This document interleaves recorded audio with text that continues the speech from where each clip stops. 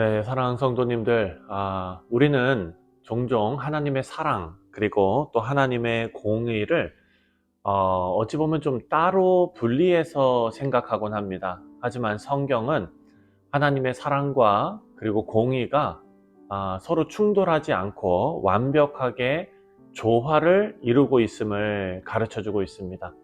자, 오늘 본문은 하나님의 심판을 선포하면서도 그 심판의 목적이 단순히 처벌이 아니라 그냥 혼내는 것이 아니라 언약 백성을 회복시키시려는 하나님의 사랑에 있다라는 것을 보여주고 있습니다.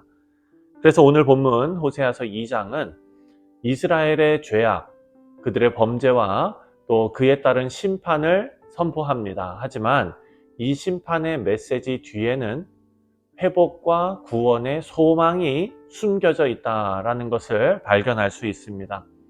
하나님의 심판은 단순히 죄를 벌하는 것이 아니라 그 백성을 정결하게 하시고 다시 사랑의 관계로 이끌기 위한 것이다 라는 것을 우리가 염두에 두고 오늘 본문 말씀을 함께 묵상하도록 하겠습니다. 자, 오늘 본문은 하나님의 언약 백성인 이 이스라엘 백성들이 하나님을 떠나서 우상 숭배를 하고 또 영적인 간음을 행했다라는 그 죄를 하나님께서 고발하십니다. 이스라엘은 하나님을 자신들의 참된 남편으로 여기지 않고 그 당시 이방의 신이죠. 바알과 같은 다른 신들을 섬겼습니다. 5절 말씀을 보면 5절에 그들의 어머니는 음행하였고 그들을 임신했던 자는 부끄러운 일을 행하였나니 이는 그가 이르기를 나는 나를 사랑하는 자들을 따르리니 그들이 내 떡과 내 물과 내 양털과 내 삶과 내 기름과 내 술을 내게 준다 하였음이라. 이렇게 말합니다. 이스라엘은 자신이 가진 모든 것이 하나님께서 주신 은혜가 아니라 우상들로부터 온 것이다 라고 착각하면서 우상을 섬긴 것입니다. 이것은 하나님을 향한 언약적 배신이었습니다. 그래서 그 결과로 심판이 이르는 것입니다. 오늘 본문 이제 6절부터 13절까지는 하나님의 심판에 대해서 공의로움에 대해서 말씀하고 있습니다. 먼저 6절 말씀을 보면 6절에 그러므로 내가 가시로 그 길을 막으며 담을 쌓아 그로 그 길을 찾지 못하게 하리니 이렇게 말합니다. 하나님은 이런 이스라엘의 죄를 그냥 눈 감고 지나가지 않으십니다. 공의로우신 하나님이시기 때문에 죄를 심판하십니다. 하나님은 이스라엘의 삶에 고난과 그리고 방해를 허락하십니다. 그리고 그들이 우상을 섬기는 길이 얼마나 헛된 길인지를 깨닫게 하시는 것이죠. 그러나 이런 심판은 단순히 벌 주기 위한 것이 아니다라고 우리가 생각했습니다. 죄에서 돌아서게 하려는 하나님의 사랑의 도구였다라는 것입니다.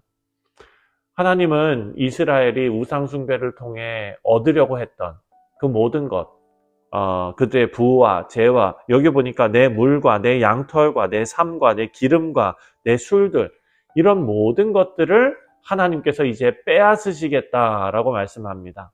2장 12절과 13절을 보면 그가 전에 이르기를 이것은 나를 사랑하는 자들이 내게 준 값이라 하던 그 포도나무와 무화과 나무를 거칠게 하여 수풀이 되게 하며 들짐승들에게 먹게 하리라. 그가 귀고리와 폐물로 장식하고 그가 사랑하는 자를 따라가서 나를 잊어버리고 향을 살라 바알들을 섬긴 시일대로 내가 그에게 벌을 주리라. 여호와의 말씀이니라. 자, 사랑하는 성도님들, 하나님께서는 이스라엘 백성들에게 심판을 내리십니다. 하지만 이 심판은 이스라엘 백성들이 그 죄악과 그 결과를 온전하게 보게 하시기 위한 징계의 과정입니다. 깨닫게 하기 위한 징계의 과정. 오늘 본문은 우리의 심판이 하나님의 분노의 끝이 아니라는 것을 알 수 있습니다. 이 심판은 사랑에서 비롯됩니다. 우상을 의지했던 모든 것을 무너뜨리심으로써 회복으로 이끄시는 하나님. 자, 히브리서 12장 6절 말씀을 보면은요, 이렇게 말씀합니다. 히브리서 12장 6절. 히브리서 12장 6절입니다. 주께서 그 사랑하시는 자를 징계하시고 그가 받아들이시는 아들마다 채찍질 하심이라 하였으니. 아멘. 이 말씀을 보니까 주께서 사랑하시는 자를 징계하시고 그리고 그 받으시는 아들마다 채찍질을 하신다라고 말씀합니다. 여러분, 징계는요, 단순한 처벌이 아니라 그냥 아프게 하는 것이 아니라 사랑의 표현이었다라는 것입니다. 하나님은 이스라엘이 우상에서 돌아와서 참된 남편이 되시는 하나님께로 돌아오기를 원하십니다. 그래서 호세아 2장의 심판 선언은 그 다음에 나오는, 우리가 내일 이제 묵상할 텐데요, 그 말씀에서 명확히 드러납니다. 회복을 위한 전조였습니다. 심판이 끝나고 나면 하나님은 다시 이스라엘을 자신의 사랑의 관계로 회복시키실 것입니다. 자, 오늘 이 본문을 우리가 묵상하면서 몇 가지 생각해 볼 것이 있습니다. 바로 죄의 심각성입니다. 먼저 우리는 이스라엘의 죄가 하나님과의 언약 관계를 파괴했다라는 것을 꼭 기억해야 합니다. 우리 삶에서도요, 죄는 하나님과의 관계를 단절시키지요. 막힌 담을 쌓는 일입니다. 우리로 멸망의 길로 들어서게 합니다. 우리는 이 죄를 가볍게 여기지 말고 죄가 초래하는 결과를 깨달아야겠습니다. 그리고 두 번째로는 우리 징계 속에서도 하나님께서 우리 가운데 베푸시는 그 어려움 속에서도 하나님의 사랑을 신뢰해야 한다라는 것입니다. 하나님이 우리 삶에 징계를 허락하실 때는 우리를 그냥 벌하시면서 화풀이 하시는 것이 아니다라는 것입니다. 고난과 어려움 속에서도 하나님의 선하신 뜻을 신뢰할 수 있는 우리 모두가 되어야 할 것입니다. 세 번째로 회복을 바라보아야 합니다. 하나님의 심판, 끝이 아니고 회복의 시작입니다. 사랑하는 성도님들, 하나님의 심판은 무섭습니다. 무서운 것이 맞습니다. 그리고 우리가 무섭게 여겨야 합니다. 하지만 그 속에는 우리를 향한 하나님의 깊은 사랑이 담겨 있다라는 것도 기억해야 합니다. 하나님은 이스라엘을 심판하시면서도 그들을 포기하지 않고 회복과 구원을 약속하셨습니다. 오늘 7절 말씀을 보면 그가 사랑하는 자를 따라갈지라도 미치지 못하며 그들을 찾을지라도 만나지 못할 것이라. 이제야 그가 이르기를 내가 본 남편에게로 돌아가리니 그때에 내 형편이 지금보다 나았음이니라 하리라.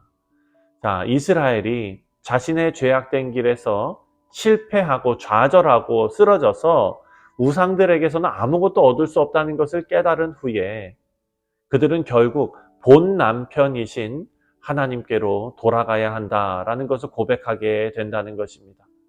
본 남편은 처음부터 끝까지 변함없는 사랑으로 기다리시는 언약의 하나님을 의미하는 것입니다.